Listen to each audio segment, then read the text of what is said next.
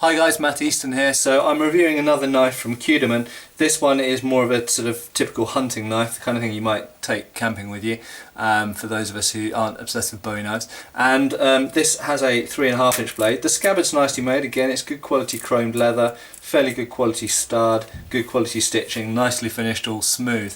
So let's dispense with the scabbard. The knife itself, nice 3.5 inch blade. This one is also marked as vanadium steel, so it's a form of stainless steel with vanadium in it, made in Spain by Cudeman.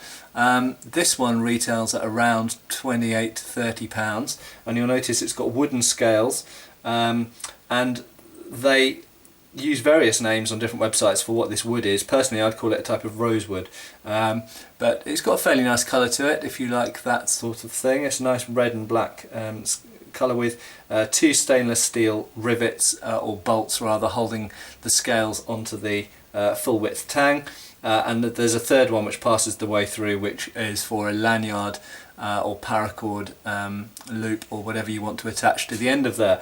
It's essentially a slightly distally tapered blade. You can probably see that in the light just about, with a very slightly hollow ground single bevel for the front edge, and then with the secondary bevel for the final part of the edge.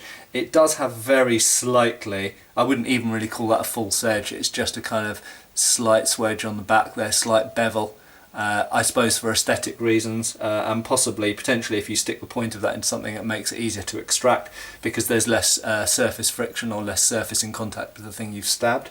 In terms of the fit and finish, it's very good. Rubbing your thumbs over the surfaces, it's all really polished and smooth. There's nothing rough there at all. And it's got the maker's name and the logo, which is an elephant's head, on one side, plain on the other side, and it's got a nice groove for the index finger, which is good, of course, if you're using it to cut or slice, just to prevent because it doesn't have any form of guard, to prevent the finger slipping up onto the edge, onto the cutting edge, of course. And it just gives you a smaller index point there, which gives you a better grip on the thing. So quite nice overall. I would put, for my personal taste, I find the grip a little bit fat for the size of the knife. I prefer a thinner grip. I've got fairly large hands, so it's not to do with the size of my hands. I just personally prefer a smaller grip. I find often these hunting knives have kind of fat grips for the way that I would like to hold them.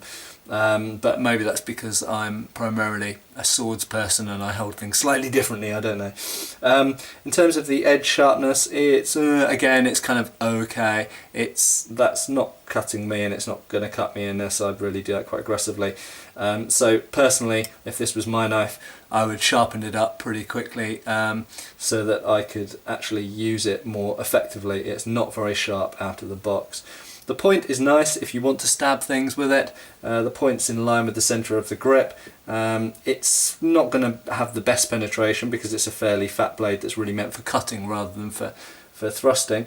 But overall, pretty good.